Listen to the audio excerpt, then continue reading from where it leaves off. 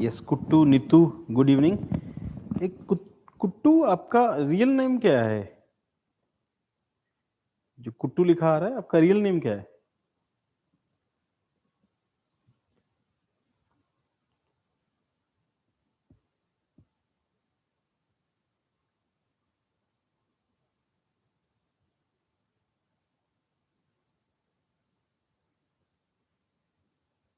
अरे वाह, श्रेष्ठ पांडे, कुट्टू के नाम से, क्या बात है।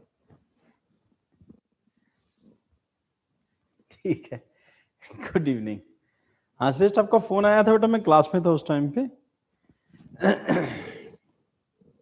हाँ जी, तो कुछ चेंजेस कर रहे हैं थोड़े थोड़े। अभी हम लोग आज की क्लास में हम लोगों को करना है all India judicial services Booker prize है, उसके बाद एमी अवार्ड्स, उसके बाद कंपाला। तो 2 अवार्ड है इसके अंदर। आज न्यूज ज्यादा नहीं है, कंपाला की न्यूज है, एक ऑल इंडिया जुडिशियल सर्विसेज की न्यूज है। बस 4 ही न्यूज है आज। तो आज क्लास जल्दी खत्म हो जाएगा, सेक्शन हमारा जल्दी खत्म हो जाएगा। अच्छा ठीक है,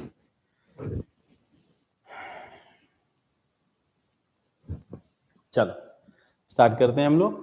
तो all India judicial services Booker price है, एमी प्राइस और कंपाला। तो प्राइसेस जो ये जो बुकर प्राइज है या फिर जो एमी प्राइज है, नॉर्मली इनके क्वेश्चन जो है यूपीएससी आजकल नहीं पूछ रही नए ट्रेंड के अकॉर्डिंगली। हाँ, यूपीएससी अंदर जाके क्वेश्चन जरूर पूछती है, जब अवार्ड्स के क्वेश्चन हैं तो उनमें अंदर जाके कुछ पूछती थी, बट नॉर्मली यूपीएससी में अवार्ड्स के क्वेश्चन कंपैरेटिवली कम आते हैं। बट ये है कि नाम से कई बार होता है कि पूछ लेते हैं अभी, क्योंकि अभी बहुत डाइवर्सिफाइड है तो कुछ भी पूछ सकते हैं। पर छोटे एग्जाम्स में इस तरह के क्वेश्चन जो हैं, जो सीडीएस टाइप के एग्जाम्स हैं, एसएससी और उस टाइप बैंक टाइप के एग्जाम्स में, इस तरह के अवार्ड्स और उनके विनर के जो है नाम पूछ लेते हैं। सो अभी हम लोग क्या करेंगे, जब सेशन के इधर दिसंबर के लास्ट में, तो सारे अवार्ड्स कंपाइल करके उसकी एक ही जगह पे आपको नोट्स दे देंगे प्रिंटेड फॉर्म के अंदर। चलो अभी स्टार्ट करते हैं। तो ऑल इंडिया जुडिशियल सर्विसेज, सो जैसे हम लोगों ने डिस्कस किया, आप लोगों को पता होगा कि इंडिया में सभी कई सारी जो एग्जाम्स हैं उनके लिए ऑल इंडिया लेवल के ऊपर सर्विसेज जो हैं उनको ऑर्गेनाइज करने का काम, उनके एग्जाम कंडक्ट करने का काम यूपीएससी करता है। और उसी तरह से सिविल सर्विसेज में आईएएस आईपीएस के बाद फिर बाद में चल के इंडियन फॉरेस्ट सर्विसेज बाद में इंक्लूड होती है। और इसके बारे में जो प्रोविजंस हम लोगों ने क्लास में डिस्कस किए हुए हैं कि basically they all are related to Rajya Sabha. कोई भी नई सर्विस क्रिएट करनी है तो राज्यसभा इस काम को करेगा, और लोकसभा से कोई भी नई ऑल इंडिया सर्विस क्रिएट नहीं हो सकती। और सर्विसेज में जो काम यूपीएससी का है, जो इसमें यूपीएससी क्वेश्चन पूछ भी चुकी है कि यूपीएससी क्या करती है।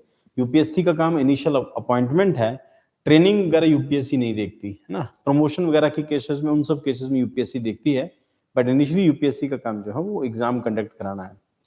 तो अभी यूपीएससी के ऑल इंडिया सर्विसेज को लेके एक इनिशियल इंडियन कॉन्स्टिट्यूशन के अंदर प्रोविजन है कि ऑल इंडिया जुडिशियल सर्विस जो है वो क्रिएट कर सकते हैं हम लोग। हमने डिस्कस भी किया अपने क्लासरूम प्रोग्राम के अंदर कि all India judicial service create हो सकती है। और जुडिशरी का ये जो प्रोविजन कहता है कि बहुत सारी एडमिनिस्ट्रेटिव फील्ड के अंदर ऑल इंडिया जुडिशियल सर्विसेज हैं, तो उसी तरह जुडिशियल सर्विसेज में एक ये जो इंडियन जुडिशियल बाकी की जो ऑल इंडिया सर्विसेज हैं उसी की तरह की जुडिशियल सर्विस भी क्रिएट होनी चाहिए। रीजन उसके पीछे नंबर ऑफ पेंडिंग केसेस हैं, और बहुत सारे केसेस बढ़ते जा रहे हैं, जुडिशरी पर बर्डन है, प्लस प्रमोशन को लेके इश्यूज हैं। स्टेट गवर्नमेंट जो है वो जजों की अपॉइंटमेंट नहीं करती, उसके पीछे उनके अपने रीजंस हैं। कई साल तक जो है पीसीएस के एग्जाम नहीं होते। और जिसमें हमने सबसे लंबा गैप जो पंजाब में देखा था 1998 के अंदर, जब एग्जाम हुआ था उसके बाद सीधा एग्जाम 2010 में होता है, और लगभग 12 साल तक पंजाब में कोई एग्जाम नहीं हुआ था, क्योंकि रविंदर पाल सिंह सिद्धू वगैरह का ऐसा कुछ केस हुआ था। तो एक आधी बार जो उनका एग्जाम हुआ था 19 स्टूडेंट्स का हुआ था, जिन लोगों ने 1998 में एग्जाम दिया था उनका दोबारा फिर री एग्जाम हुआ था 2000 के आसपास। उसके बाद लगभग 8-10 साल तक कोई एग्जाम नहीं हुआ। और स्टेट्स के पास क्योंकि फंड्स की कमी रहती है तो रिलक्टेंट रहती हैं, और जजों की promotion appointment there are so many issues है ना। उसके बाद एग्जाम कंडक्ट कराना, फिर उसमें करप्शन के केसेस हैं, तो कई सारी चीजें ऐसी हैं, तो इसके स्टेट थोड़ा रिलक्टेंट रहती हैं। तो इंडियन कॉन्स्टिट्यूशन का प्रोविजन या फिर लोगों की भी डिमांड है, इंटेलेक्ट्स की डिमांड है, जुडिशरी की खुद की डिमांड है कि ऐसा एक ऑल इंडिया सर्विस होनी चाहिए जहां पर कोई सेंट्रल बॉडी या यूपीएससी उस एग्जाम को कंडक्ट करे, और उसमें जो लोग सिलेक्ट होंगे उन लोगों को सीधा अपॉइंटमेंट दे देंगे। जैसे हमारे यहाँ पर होता है पीसीएस से ऊपर जो सिविल सर्विसेज आईएएस के थ्रू आते हैं उन लोगों को पीसीएस से ऊपर प्रायोरिटी मिलती है, यूपीएससी क्लियर करके आते हैं। इसी तरह से स्टेट पीसीएस जो हैं वो जो लोअर कोर्ट्स के जजों की अपॉइंटमेंट करेगा स्टेट पीसीएस, और उसमें से कुछ लोग प्रमोट होकर फिर सेशन कोर्ट में जाते हैं या फिर डिस्ट्रिक्ट कोर्ट में जाते हैं, यहां से प्रमोट होकर हाई कोर्ट, हाई कोर्ट से फिर सुप्रीम कोर्ट में। तो अभी ये जो इशू है रिसेंटली ये इस करके उठा कि राष्ट्रपति द्रौपदी मुर्मू ने इस केस को फिर उठाया कि जुडिशरी जो है वो रिलक्टेंट है, काम नहीं कर रही। और कल परसों हम लोगों ने डिस्कस भी किया, आज कल की क्लास में डिस्कस होगा। आज एक नई न्यूज आई है कि ऐसा कुछ एक क्लियर सिस्टम है कि सुप्रीम कोर्ट के अंदर कितने केसेस पेंडिंग पड़े हैं और कौन कौन सा केस जो है किस किस जज के पास पड़ा है, कौन सा केस कितने साल से पेंडिंग है, इसको सबको ऑनलाइन पोर्टल पर डाल देंगे। अब इस तरह से होने से क्या है कि जुडिशरी की जो आंसरेबिलिटी है ना वो इंक्रीज हो गई है। तो इस केस के अंदर जो राष्ट्रपति जो प्रेसिडेंट जो द्रौपदी मुर्मू ने जो रिसेंटली जो अपना आइडिया दिया है, उस आइडिया को लेकर हम लोग फिर डिस्कस करेंगे कि क्या ये इंडियन जुडिशियल सर्विस होनी चाहिए। इसके नेगेटिव और पॉजिटिव कई सारे एस्पेक्ट्स हैं। पॉजिटिव एस्पेक्ट ये है कि सीधे जजेस ऑल इंडिया सर्विसेज के थ्रू आएंगे और इंडिया के अलग अलग पार्ट्स के अंदर काम करते रहेंगे। सेंट्रल गवर्नमेंट से चुन के आए हैं, कम्पिटेटिव एग्जाम दे के आए हैं, इसके कंपैरेटिवली नॉलेज जो है लॉ की बाकियों के कंपैरेटिवली ज्यादा होगी। और अगर लॉ कंसिस्टेंट रहेगा तो स्टूडेंट भी कंसिस्टेंटली उसकी प्रिपरेशन करेंगे। और इसका सबसे बड़ा एडवांटेज तो यही है। और जजों का नंबर जो है वो पूरा हो जाएगा, है ना, तो केसेस जो है वो पेंडिंग नहीं रहेंगे। बट इसके साथ एक इशू जो है वो ये कि फिर जो पीसीएस के थ्रू जो लोअर कोर्ट के जजेस हैं उनकी प्रमोशन का क्या हिसाब किताब होगा। तो फिर वही पॉइंट है, इसके लिए कोई बड़ा मुश्किल काम नहीं है। ये हो सकता है कि उनका जैसे यूपीएससी के जो कैंडिडेट्स हैं वो सीधे आते हैं और पीसीएस का कोटा होता है, ऐसे उसका कोटा फिक्स कर देंगे 20, 30, 40% जो भी उस टाइम पर डिसाइड करे, स्टेट गवर्नमेंट डिसाइड करे। क्योंकि ये जब बिल फॉर्मेशन होगा तो ऑब्वियसली राज्यसभा से होगा, तो राज्यसभा इन सब चीजों को डिस्कस करेगी। तो वो क्राइटेरिया एक अलग से हो सकता है। प्लस एक इशू जो सबसे इंपॉर्टेंट है वो ये कि जजों को जजमेंट देनी जो आती है वो एक्सपीरियंस से आती है। तो इसी करके पहले लोअर कोर्ट में लगाते हैं, फिर वहां पर फिर सेशन कोर्ट या फिर डिस्ट्रिक्ट कोर्ट में लगाते हैं। तो ये एक्सपीरियंस कम होगा, ये लोग ऊपर से कैसे आ जाएंगे? 21-22 साल के ऊपर के 21-22 साल के जजेस जो हैं वो उन जजों को कैसे सुपरसीड करके आ जाएंगे, है ना? फिर उन जजों का प्रमोशन कैसे होगा, उसका क्राइटेरिया क्या होगा? सो ये इश्यूज हैं, बट जैसे ही सर्विस क्रिएट होगी तो ये इश्यूज भी रिजॉल्व हो जाएंगे, पहले क्रिएट होना जरूरी है। तो प्रेसिडेंट मुर्मू ने जो कहा है, तो ऑल इंडिया जुडिशियल सर्विस क्या है, सुप्रीम कोर्ट का स्टैंड क्या है? 1992 supreme court directed the central government to set up AIJS, all India judicial service. Benefit क्या होंगे इसके? To improve the India's ease of doing business ranking, ensuring the efficient lower judiciary. The AIJS is a reform push to centralize and recruitment of the judges. It would work at the level of additional district judges and district judges. तो जो हम लोगों ने discuss किया, district जज session court होगा या district जज होगा, है ना? It would work at the level of additional district judges and district judges.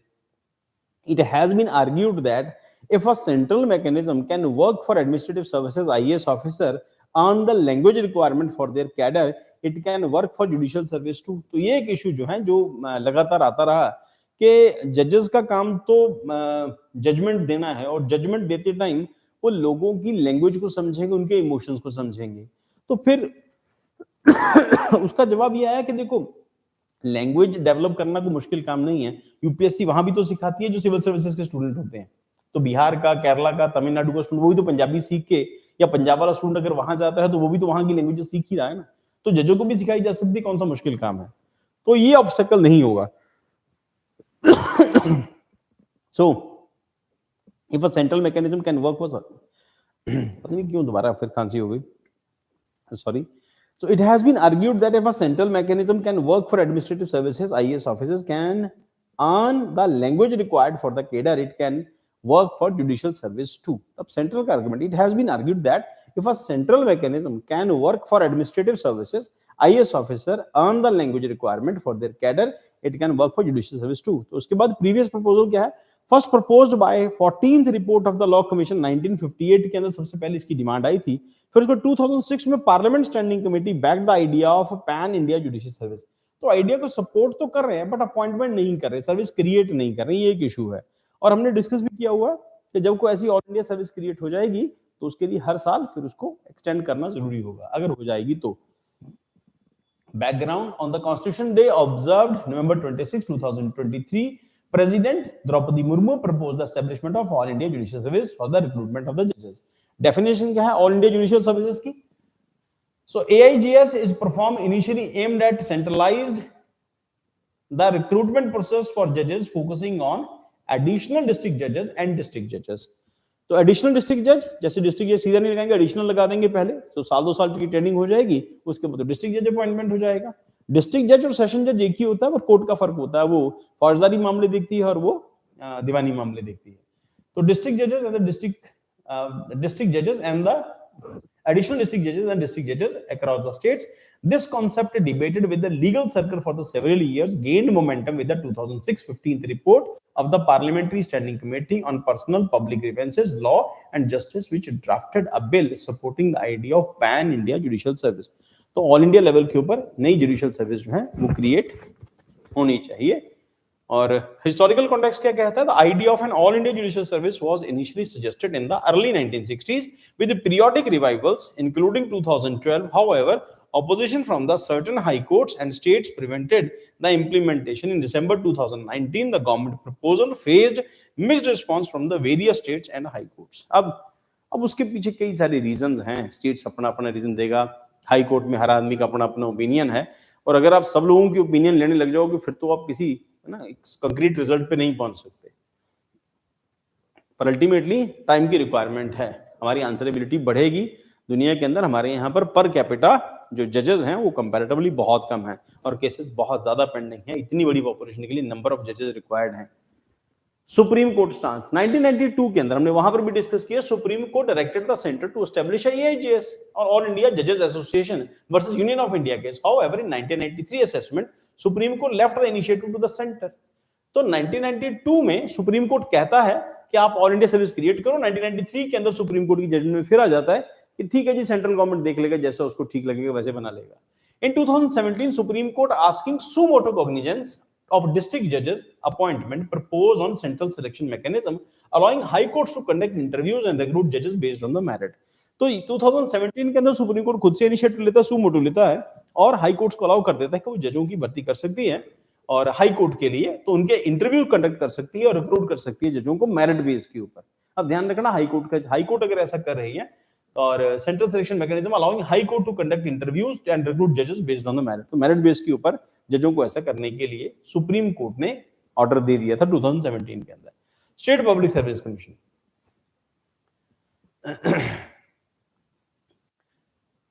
State Public Service Commission and respective high courts manage the selection process as high courts have jurisdiction over the state subordinate judiciary.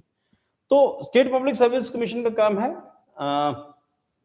And respective high court manage the selection process. Actually में जैसे UPSC का हमने discuss किया था वैसे ही state public service commission का काम जो है जजों की अपॉइंटमेंट कर देना है, उसके बाद बाकी सारा काम जजों की प्रमोशन कैसे होगी, छुट्टियां वगैरह और किस जज का रोटेशन कैसे होगा, ये सब काम फिर हाई कोर्ट देखता है। तो पीपीएससी हर स्टेट का अपना अपना है, पंजाब पब्लिक सर्विस कमीशन है, हर एक स्टेट का अपना अपना है, साथ में जे जुड़ जाता है, जे मतलब जुडिशरी। तो हाई कोर्ट जजेस interview candidates after exams selecting them for the appointment. Article 233 and 234 of the Indian constitution govern the appointment of district जजेस placing it under the state purview. Ultimately तो इंडियन कॉन्स्टिट्यूशन का article 233, 34 given the appointment of the district जजेस placing under the states purview. तो जजों की appointment फिर वही point है, स्टेट्स के अंडर आ जाता है, स्टेट की जैसे मर्जी होगी स्टेट वैसे कर लेगा। The provisional civil services judicial exam selects जजेस अप टू द डिस्ट्रिक्ट जज लेवल। तो जो पीपीएससी हैं, जो पीसीएस है, पीसीएसजे जुडिशरी का जो काम है, तो प्रोविंशियल सिविल सर्विसेज यानी कि पीसीएस, पीसीएसजे या फिर पब्लिक सर्विस कमीशन, स्टेट का जो पब्लिक सर्विस कमीशन होता है, एग्जाम काम, इसका काम क्या है, सिलेक्ट जजेस at the district level, district जजेस के लेवल तक ही ये इनकी अपॉइंटमेंट करता है। उसके बाद ऊपर का काम फिर हाई कोर्ट के पास आ जाता है, हाई कोर्ट उनको प्रमोशन दे, हाई कोर्ट तक लेके आए, फिर उसके बाद हाई कोर्ट से कौन सुप्रीम कोर्ट जाएगा, फिर एक अलग प्रोसेस है। देन उसके बाद बेनिफिट्स ऑफ एआईजीएस अगर क्रिएट होती है तो बेनिफिट क्या क्या होंगे, इफेक्टिव जुडिशरी होगी, ईज ऑफ डूइंग बिजनेस होगा, इक्वल रिप्रेजेंटेशन मिलेगा, क्रिएशन ऑफ टैलेंटेड पूल आएगा, एड्रेसिंग करप्शन एंड नेपोटिज्म इससे खत्म हो जाएगा। और अब इसमें जुडिशरी में भी थोड़ा थोड़ा नेपोटिज्म तो है ही, हम डिनाई नहीं कर सकते इसको, कि प्रमोशन में बड़े जजों का, सुप्रीम कोर्ट या हाई कोर्ट के जजों के बच्चों को जल्दी जल्दी प्रमोशन होता है, तो नेपोटिज्म का प्रोविजन है। President's perspective, President Murmu believed that AIGS ensure equal representation, emphasizing that judiciary justice is best served by making it accessible to the all. AIGS, according to her, adopts citizen-centric approach for enhanced access to the justice, addressing barriers like cost and languages. She sees AIGS as a step toward decolonization, challenging the colonial legacy embedded in the existing system. तो अभी जो system चल रहा है अंग्रेजों का बनाया हुआ, अभी तक हम उसी लेगेसी को कंटिन्यू कर रहे हैं, इट शुड बी गॉन ना, बिकॉज चेंज इज परमानेंट, होते रहना चाहिए। Constitution day, the ministry of social justice and empowerment on November 19, 2015 declared November 26 as a constitutional day of India, previously celebrated as National Law Day. The aim is to promote constitutional values among citizens, emphasizing the significance of the constitution. तो values citizens के अंदर कैसे inculcate करेंगे, you should ना guide the student first. हमारे यहाँ पर जो स्टूडेंट्स की जो नॉलेज, इसकी जो इन्फॉर्मेशन है या स्टूडेंट्स की नॉलेज का बेस जो है वो आप सब लोगों को पता है कि कैसा कॉन्स्टिट्यूशन आपको पढ़ाया गया था। और हम लोग कई बार डिस्कस करते हैं कि इस तरह के एजुकेशन सिस्टम का क्या बेनिफिट है जब स्टूडेंट्स को ग्रेजुएशन करने के बावजूद, है ना, डेमोक्रेसी और रिपब्लिक का फर्क पता नहीं हो, लोकसभा और राज्यसभा का फर्क पता नहीं हो, तो कॉन्स्टिट्यूशन डे सेलिब्रेट करके कुछ नहीं होगा। उसके लिए ग्रासरूट लेवल के ऊपर, है ना, सब चीजों को सुधारना होगा और बहुत बड़े लेवल के ऊपर अवेयरनेस प्रोग्राम लेके आने पड़ेंगे सरकारों को, ना, कॉन्स्टिट्यूशन फ्री में पढ़ाना होगा। उसके लिए स्किल्ड क्लासेस, इस तरह से क्लासेस वगैरह ऑर्गेनाइज करनी चाहिए जिसमें बेसिक्स इंफॉर्मेशन दो दें, basic geography, basic polity, basic economy, ये सब काम फिर यूपीएससी के इंस्टीट्यूट ही करते हैं, या फिर तब करता है जब वो कॉम्पिटिटिव एग्जाम्स की तैयारी करता है। बुकर प्राइज, आयरिश ऑथर है Paul Lynch, emerged victorious in the recent Booker prize of his novel Prophet Song. तो इनका नॉवेल है, नाम है इसका प्रॉफिट सॉन्ग, पॉल लिंच का, इसको ये अवार्ड मिला है। Global recognition, renowned as foremost literary accolade, मतलब award for an individual work for fiction worldwide. तो ये अवार्ड जो लिटरेरी वर्क के लिए दिया जाता है, ऑब्वियसली बुक्स के लिए, जो खास इंग्लिश लिटरेचर की जो बुक्स होती हैं उसके लिए दिया जाता है। कुछ और फीचर्स भी हैं इसके, अभी हम लोग साथ साथ डिस्कस करते हैं। That is origin. इनॉग्रेटेड 1969 के अंदर यूके से शुरू हुआ। The Booker prize initially focused on Commonwealth writers, सिर्फ कॉमनवेल्थ कंट्रीज जहां जहां पर इंग्लैंड ने राज किया हुआ है उन सब कंट्रीज के राइटर्स होते थे, उन लोगों को इनवाइट किया जाता था, उन लोगों को ये अवार्ड मिलता था। But has since expanded its reach globally, welcoming submissions to the authors of any nationality. किसी भी कंट्री का होगा, अब वो इसके लिए एलिजिबल हो सकता है, बट उसके लिए कुछ शर्तें क्या है। The primary goal to celebrate excellence in the fiction of honouring the best novel written in the English each year. तो इंग्लिश के लिए मिलता है, इंग्लिश नॉवल के लिए मिलता है। एलिजिबिलिटी क्राइटेरिया क्या है?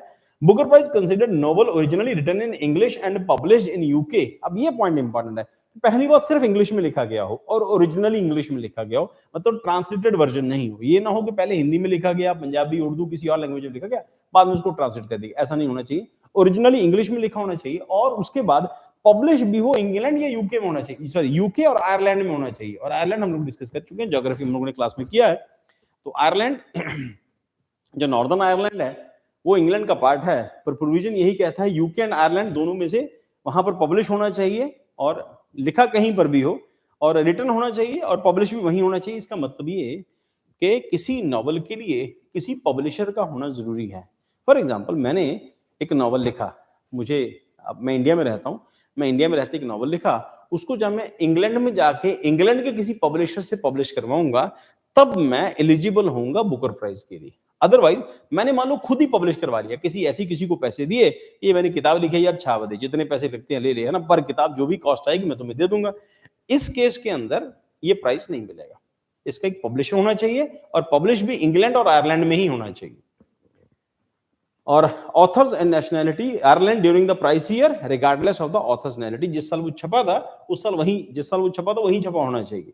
और नेशनैलिटी ऑथर की कुछ भी हो सकती है। Only original works of English are eligible, translations are not considered, जैसा हमने डिस्कस किया।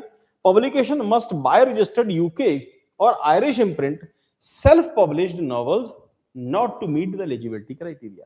खुद से पब्लिश किए हुए नहीं चलेंगे, सिर्फ पब्लिशर जो इंग्लैंड और आयरलैंड के पब्लिशर होंगे उन्होंने अगर पब्लिश किया तो उसके लिए आदमी एलिजिबल होगा।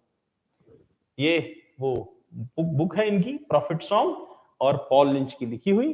प्राइस डिटेल, विनर को 50,000 पाउंड मिलते हैं, receives grand sum of 50,000 pound. Additionally each author shortlisted for the prize is awarded 2500। तो इसके अलावा 6 लोग और थे जिनको इसके लिए जो शॉर्टलिस्ट हुए थे, तो 6 लोगों को 2500 पाउंड मिलेंगे और पाउंड स्टर्लिंग। उसके बाद बुकर प्राइज फाउंडेशन क्या है? एस्टैब्लिश 2002 में Booker prize foundation operates as a registered charity करती है ये, tasked with overseeing the Man Booker Prize for the fiction since its inception and the Man Booker International Prize since 2005. The Booker Prize stands as beacon of the literary realm, recognizing outstanding contribution to the world in English fiction and fostering global celebration literary brilliance. तो सिर्फ literary work के लिए मिलता है और science wines वगैरह के लिए नहीं है ये, और इंग्लिश के लिए ही मिलता है और किसी लैंग्वेज के लिए नहीं मिलता, और इंग्लिश में भी ट्रांसलेटेड बुक नहीं होनी चाहिए। उसके बाद अगला अवार्ड है, ये एक इंडियन है, वीर दास, उनको मिला है। हालांकि बंगाली कॉमेडियन नहीं होते, इनके नाम से पता चलता है कि शायद ये बंगाली हैं। दास जो हैं बंगालीज होते हैं, तो बंगाली कॉमेडियन तो कॉमेडी तो इंडी पंजाबियों की मोनोपोली है, बाहर के कॉमेडियन होते नहीं। पर ये वीरदास साहब एक कॉमेडियन है। Recent Trump comedian Vir Das clinch the international Emmy award for his Netflix show है वीरदास लैंडिंग, उसके लिए मिला है। तो unrevealing the essence of Emmy award के अंदर क्या है? इंसेप्शन है, कंसीव्ड इन 1948 के अंदर ये अवार्ड शुरू हुए थे। The inaugural Emmy award ceremony unfolded on January 25, 1949, recognizing outstanding achievement in the, ये पॉइंट इंपॉर्टेंट है, टेलीविजन।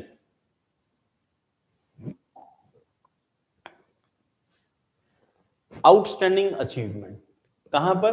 टेलीविजन में। And emerging media, television and emerging media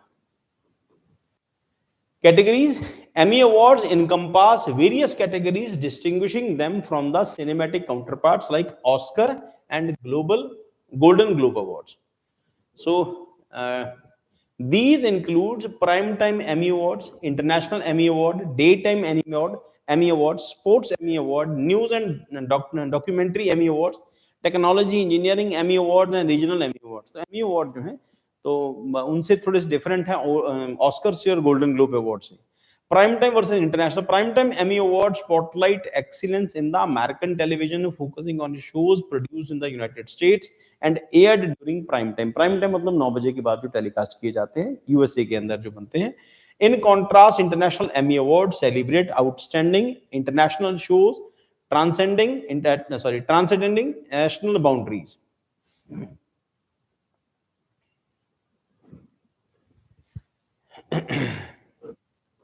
America के लिए है कुल मिला के प्राइम टाइम के अंदर जो शोज आते हैं उसके लिए prime time versus international award के अंदर. डे टाइम ग्लोरी तो दिन के अंदर टेलीकास्ट होने वाले जो होंगे. तो Emmy awards honour American shows broadcast during late morning and afternoon time slots. दोपहर में या फिर जो मॉर्निंग में लेट मॉर्निंग में आते हैं 10-11 बजे आसपास, उनके लिए डे टाइम ग्लोरी अवार्ड है. Regional recognition. Regional Emmy Awards pay tribute to excellence in the regional television market, encompassing state-to-state programming, local news and locally produced shows. की एडमिनिस्ट्रेटर्स कौन है इसके अंदर? 3 आते हैं इसके अंदर. टेलीविजन एकेडमी है, नेशनल एकेडमी और international academy for television art and science है. ये तीनों एकेडमीज. अब इनके काम क्या क्या हैं? Television academy oversees the prime time Emmy award contributing to the recognition of exceptional American television. दूसरा, manages a daytime show, news documentary, Emmy category, spotlight diverse facets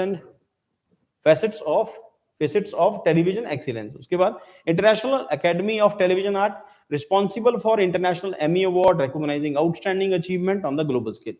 तो 3 अलग-अलग हैं. ये तीनों मिलके फिर डिसाइड करती हैं. इन तीनों के मेंबर्स होते हैं. इनके मेंबर्स वोट करते हैं कि किसको अवार्ड मिलेगा. तो टेलीविजन एकेडमी अलग से काम करती है और national academy for television art and science अलग से, international academy for television art and science. ये 3 एकेडमीज. तो उसके बाद each of 3 sister organisations maintain its shows membership comprising seasonal television professionals.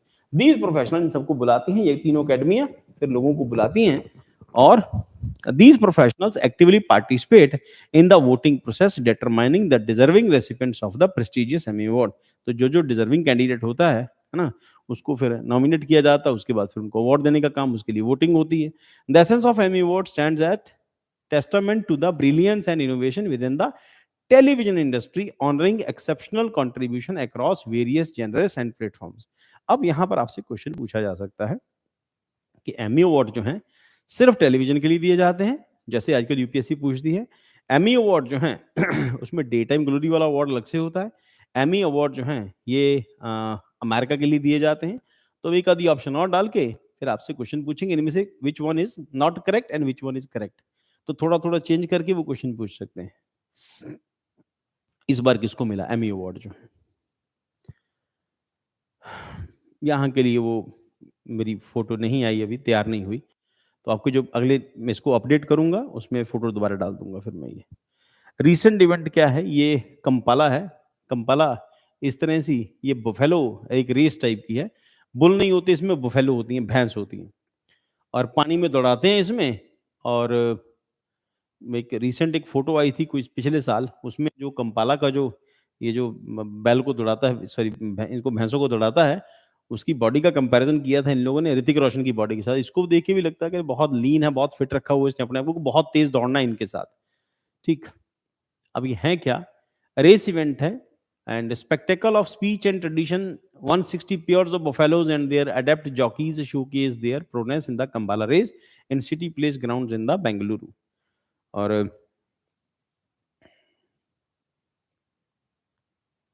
हाँ, भैंसों की दौड़ है कुल मिला के. Exploring the essence of Kambala. Geographical roots क्या हैं? Kambala is a traditional folk sport deeply embedded in the cultural fabric of coastal Karnataka, primarily flourishing in the regions where Tulu speaking constitutes a significant population. तो तुलु मतलब तेलुगु बोलने वाले लोग जो हैं, हाँ तेलुगु. तो और ये कहाँ पर है? आंध्र प्रदेश के कर्नाटका के रीजन के अंदर. कर्नाटका में तो कन्नड़ बोलते हैं. Your Tulu speakers constitute a significant population. Culture coastal Karnataka, primarily flourishing on the regions where Tulu speakers constitute a significant population. ठीक है. तो historical evolution क्या है? Originally Kambala race took place in the slush paddy fields post harvest organized by the various families and groups. Over time it has evolved into prestigious event particularly cherished by a bunch community in the coastal area. तो coastal areas की communities में पहले ये खेतों में होती थी, जब फसल वसल कट जाती थी उसके बाद पानी खड़ा करते थे, फिर उसमें भैंसों को दौड़ाते थे। अब टाइम के हिसाब से चेंज हो गया। कहाँ की है ये? ओरिजिनली कर्नाटका की है। और कौन कम्युनिटी है? तुलु स्पीकर्स हैं। तो ये क्वेश्चन 2 बन गए यहाँ पे। तो और यहाँ पर नॉर्मली कब मनाया जाता था? जब ये फसल कट जाती थी तब भैंसों को दौड़ाते थे। तो उसके बाद कोस्टल एरियाज में buffalo bond families invest year round efforts in grooming pair of buffaloes aiming to trump in major Kampala events and other races, adding a layer of familiar pride for the support। तो 1 साल तक भैंसों को पाला जाता है, दौड़ाते दूते हैं उनको, ट्रेन करते हैं। उसके बाद देखो ध्यान रखना, कोर्ट सख्त रहा इसके ऊपर और जल्लीकट्टू दोनों को लेके, है ना? कि आप ऐसा नहीं करो, तो क्योंकि इसके बाद देयर इज़ पॉसिबिलिटी कि भैंस-वैंस हार जाती है तो फिर मारते-पीटते भी होंगे। और रेस के ड्यूरिंग द रेस हम लोगों को नज़र आता है कि भई जानवर तो जानवर है, कभी नहीं दौड़ पाया उतना अच्छा। और देयर इज़ पॉसिबिलिटी कि मारते-वारते भी होंगे, पिटाई-विटाई करते होंगे इनकी। तो Negilu plough the entry level buffalo pairs participate in their first Kambala race with the lighter ploughs used to tie them for the event. तो पहले जब रेस शुरू होती है तो फर्स्ट स्टेज के अंदर वो हल चलाते हैं, इसके साथ एक लाइट वेट हल लगा देते होंगे, प्लो लगा देते होंगे जिसके साथ ये दौड़ते हैं। उसके बाद हग्गा रोप हैं, jockeys guide buffaloes using only a rope tied to both showcasing a unique form, control and coordination. अब उसके बाद दूसरा तरीका क्या है कि दूसरा पॉइंट क्या है कि इनको रस्सी से बांध देते हैं आपस में। तो बीच में एक रस्सी होगी जिसके थ्रू ये इनको जॉकी जो होगा इसका गाइड करेगा। उसके बाद Adda Halage participant stands on horizontal plank dragged by buffaloes unlike Hagga and Negilu where jockeys run behind Adda हैगलू was buffalo pulling the jockeys. अब यहाँ पर एक तीसरी कैटेगरी अड्डा हलेगा। इसमें क्या है, कोई एक फट्टे टाइप का है, जितना का आप लोग क्लासरूम में बैठते हैं, जितना का आपके बैठने का होता है उतने के ऊपर जिसके ऊपर खड़े हो सके, उसको लिंक करने के लिए 2 बैलों के बीच में एक वो डंडा डाल के फिर वो उसको खड़े हो जाने के लिए, लाइट बहुत भारी नहीं होता, तो उसके ऊपर खड़े होते हैं, तो फिर उससे इसको भैंसों को दौड़ाते हैं। तीसरी कैटेगरी हो गई। और पंजाबी में इसको सुहागा कहते हैं, पर ये सुहागे जितना वेट नहीं होता, उससे कम होता है। वो खेतों को प्लेन करने के लिए जब फसल के ऊपर हल चला देते हैं, फिर उस सारी ज़मीन को प्लेन करने के लिए उसके ऊपर सुहागा चलाया जाता है, जाके वो फसल जो ज़मीन है, सॉरी खेत जो हैं, जिसके ऊपर वो प्लो लाइन्स बनी थी, वो प्लो लाइन्स कवर हो जाती थी। अब यहाँ पर ये भी होगा, इन्हीं के यहाँ पे तो उसके ऊपर खड़े होते होंगे तो चलाते हैं।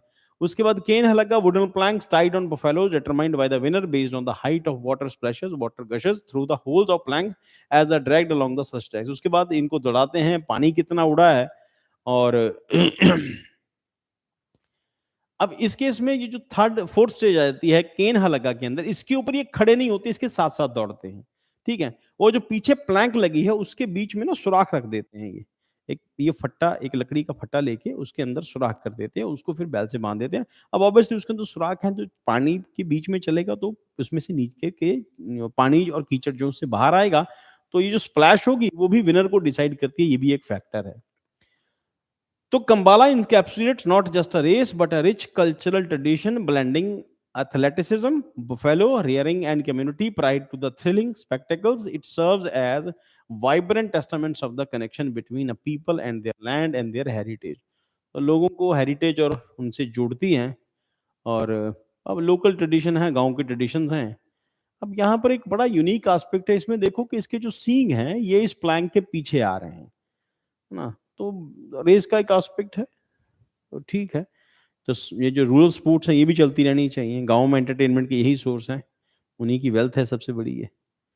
बस आज के टाइम पे आज इतना ही। नॉर्मली हम लोग 1 घंटे की लगभग क्लास करते हैं, आज हमें थोड़ा कम टाइम लगा है क्योंकि आज न्यूज़ कंपैरेटिवली थोड़ी थी। ठीक है बेटा, कल मिलते हैं। आज की क्लास के लिए इतना ही।